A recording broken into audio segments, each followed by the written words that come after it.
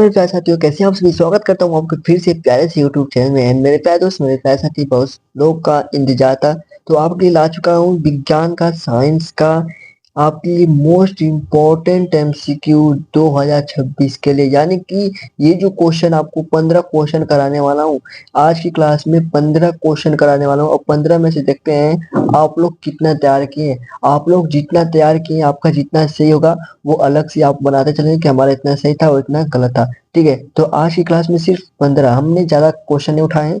आज की क्लास में सिर्फ 15 देखेंगे, वो 15 में से आपको कितना आता है।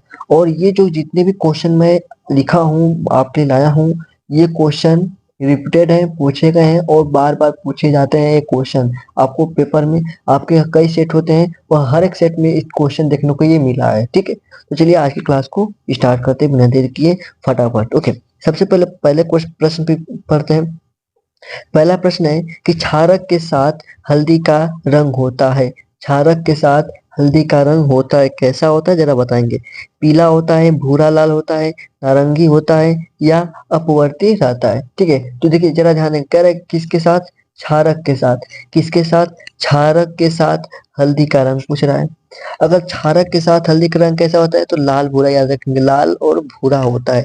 कैसा होता है तो लाल और भूरा होता है। भाई क्यों होता है तो इसका कारण क्या है। इसका कारण अगर हम बात करूं, कारण क्या है तो इसमें आपका हल्दी में उपस्थित करक्यूम नामक एक प्राकृतिक सूचक होता है। क्या नामक, करक्यूमिन। करक्यूमिन नामक एक प्राकृतिक सूचक होता है। क्या होता है, सूचक होता है। सूचक होता है जिसके साथ अभिक्रिया करके ये आपका भूरा और लाल रंग बनाता है। ठीक है, भूरा और लाल रंग बनाता है। ठीक है, अगर अम्ल के साथ करेगा तो आपका जैसे कि तैसे रहेगा, उसमें रंग परिवर्तन नहीं होगा। ठीक है, ओके।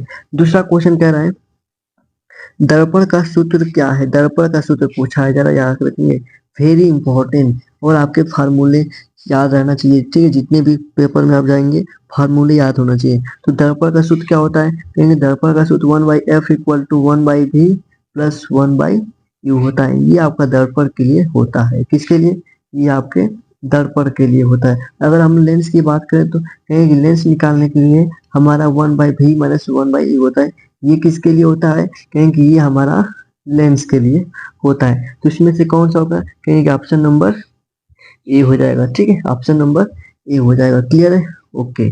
चलिए अगले क्वेश्चन की तरफ बढ़े। एक बार आप लोग का सही था, दोनों क्वेश्चन का आंसर आपने सही दिया। अगर सही दिया है तो आपको 2 नंबर मिला, आपका 1 नंबर इस पर और 1 नंबर आपके इस पर, 2 नंबर। ठीक है, चलिए अगले क्वेश्चन की तरफ बढ़ते हैं। आप लोग अपना तैयारी कर रहे हैं। ठीक है, चलिए कह रहा है क्या, प्रोपेन का रासायनिक सूत्र है। प्रोपेन का रासायनिक सूत्र है। ठीक है, प्रोपेन आपका मेथ, आपको याद होना चाहिए, meth eth prop but pent hex okay.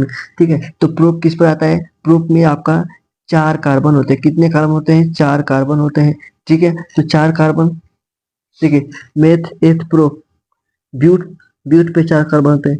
Meth में कितने कार्बन, सॉरी, प्रोप में कितने कार्बन होते हैं, 3 कार्बन होते हैं। सॉरी यार, प्रोप में कितने कार्बन होते हैं, 3 कार्बन होते हैं। और 3 कार्बन और हाइड्रोजन कितने होते हैं, इसमें 8 होते हैं। याद रखेंगे आपका C3H8 होता है। देखिए इसका सूत्र कैसे बनता है, यानी कि इसका जो संरचना कैसी होती है तो यहीं पे बता देते हैं यहाँ पे। ठीक, देखिए इसकी संरचना की बात करें तो आप CH3, CH2 और CH3 होता है। यानी कि इसको अगर इसका और अच्छे तरीके से देखें तो कहेंगे एक कार्बन यहाँ पर, एक कार्बन यहाँ पर बनाएंगे, एक कार्बन यहाँ पे बनाएंगे। इसको ज्वाइन करेंगे, एक इधर हाइड्रोजन, एक इधर हाइड्रोजन, एक इधर हाइड्रोजन, एक यहाँ पे हाइड्रोजन, एक यहाँ पे हाइड्रोजन, एक यहाँ पर, एक यहाँ पे और एक यहाँ पे होता है। यानी कि ये आपके हाइड्रोजन होंगे।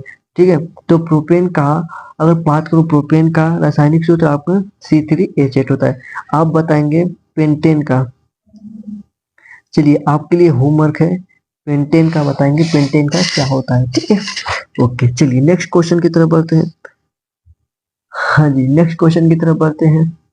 ओके, आप दिखाई दे रहा है। हाँ जी, कह रहा है कि नेत्र लेंस की फोकस दूरी अधिक हो जाने से, नेत्र लेंस की जो फोकस दूरी क्या होता है, जब अधिक हो जाएगा तो कौन सा दृष्टि दोष होता है, कौन सा दृष्टि दोष होता है।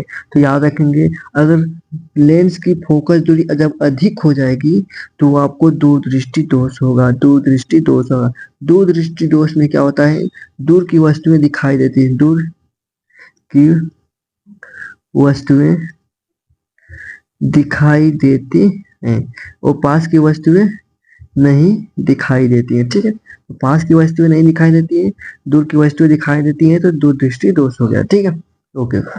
नेक्स्ट क्वेश्चन, विद्युत धारा की दिशा क्या होती है? विद्युत धारा की दिशा, ठीक है, क्या इलेक्ट्रॉनों के गति की समान? जब इलेक्ट्रॉन चलेगा उसके साथ चलेगा। इलेक्ट्रॉनों की गति के विपरीत, क्या इलेक्ट्रॉन के विपरीत चलेगा? प्रोटॉनों के, देखिए तो सबसे पहले याद रखेंगे आपके विद्युत धारा में प्रोटॉन की जरूरत नहीं है, ना न्यूट्रॉन की जरूरत है, किसकी? इलेक्ट्रॉन की जरूरत है।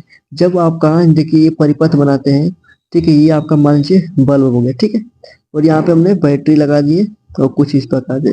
तो इलेक्ट्रॉन क्या होते हैं, आपका करंट प्लस से माइनस की ओर होता है, यानी कि इस तरीके से करंट फ्लो होता है।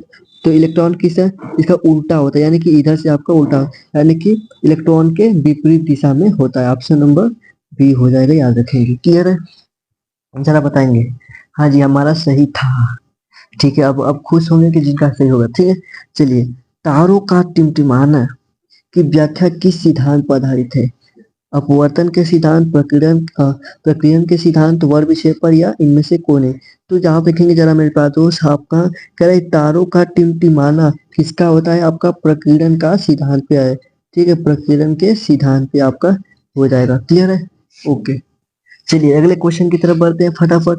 कह रहा है क्या, ध्यान देंगे, चुंबकीय क्षेत्र की दिशा ज्ञात करने के लिए, चुंबकीय क्षेत्र की दिशा ज्ञात करने के लिए कौन सा नियम का प्रयोग किया जाता है? चुंबकीय क्षेत्र की दिशा ज्ञात करने के लिए कौन सा नियम का? याद रखेंगे, फ्लेमिंग के नियम का याद रखेंगे मेरे पास तो। चुंबकीय क्षेत्र की दिशा ज्ञात करने के लिए फ्लेमिंग का नियम का। अच्छा जी, जरा इस क्वेश्चन का जरा बताएंगे आंसर। कह रहा है कि अम्लीय विलयन का पीएच मान, अम्लीय विलयन का पीएच मान क्या होता है? अम्लीय विलयन का याद रखेंगे, आपका 7 पे क्या होता है? 7 पे उदासीन होता है, और 7 से ये अधिक है, 7 प्लस है अधिक है, ये आपका क्षारीय होता है, क्षारीय होता है। और 7 से कम पर क्या होता है? आपका आपका अम्लीय होता है। ठीक है, 7 से कम पर आपका अम्लीय होता है, याद रखेंगे। ठीक है, ओके। अच्छा, इसका नहीं दिखे क्या? चलो, कह रहा है कि H2SO4 सल्फ्यूरिक अम्ल, H2SO4 के जलीय विलयन का पीएच मान। ठीक है, तो ये क्या है? आपका एक अम्ल है, ये क्या है? आपका H2SO4 आपका अम्ल है, तो इसका पीएच मान क्या होगा? 7 से क्या होगा? 7 से आपका कम हो जाएगा। क्लियर है, आपका सही था। हाँ जी, सही था। नियान कह रहा है कि नियान है, नियान क्या है? धातु है, उपधातु है, अक्रिय गैस है, संक्रमण तत्व है। तो नियान किसमें आता है? सबसे अगर देखें तो, अगर यहाँ पे आप देखेंगे नियान, तो आपका जरा इधर देखिए, यहाँ पे हमने एक पीरियोडिक टेबल है, तो नियान कहाँ है? कहेंगे कि ये जो है, ये वाला पॉइंट, ये क्या है आपका? ये आपका अक्रिय गैस है। तो नियान यहाँ पे, तो ये क्या है आपका? अक्रिय गैस। ठीक है, तो क्या हो जाएगा आपका? ऑप्शन नंबर सी अक्रिय गैस हो जाएगा। ठीक है, अच्छा, जो नेत्र निकट निकट स्थित वस्तु को साफ नहीं देख सकता, देखिए, जो नेत्र निकट स्थित वस्तु को साफ नहीं देख सकता, यानी कि पास की जो वस्तु को देख नहीं सकता, लेकिन दूर की वस्तु को देख रहा है, तो क्या हो जाएगा? कहेंगे दूर दृष्टि दोष हो जाएगा। ठीक है, देखिए क्वेश्चन को किस तरीके से घुमाया है, अभी ऐसे हम पीछे बताए हैं। ठीक है, चलिए, कह रहा है कि शुद्ध जल का पीएच मान पूछ रहा है, वेरी वेरी इंपॉर्टेंट। शुद्ध जल का पीएच मान क्या होता है? कहेंगे शुद्ध जल का पीएच मान आपका 7 होता है। ठीक है, शुद्ध 7 होता है। ठीक है, चलिए, आपको 15 में से कितना याद, देखते हैं कितना सही होता है। ठीक है, अब लास्ट क्वेश्चन, कितने? 3 क्वेश्चन है, आपको 12 क्वेश्चन कराए हैं, और 12 में से आपका पूरा का पूरा याद होना चाहिए। ठीक है, चलिए, कह रहे हैं किस दर्पण में वस्तु का प्रतिबिंब हमेशा छोटा दिखाई देता है? हमेशा छोटा किस में दिखाई देता है? तो याद रखेंगे, उत्तल दर्पण में, उत्तल दर्पण में छोटा दिखाई देता है। ठीक है, अब क्वेश्चन है कि अधातु है, अधातु क्या है? अधातु है, इसमें से अधातु कौन है? जरा बताएंगे, इसमें से अधातु कौन सा है? आपके लिए क्या करें, ये आपके लिए होमवर्क देते हैं, आपके अधातु के लिए होमवर्क देते हैं।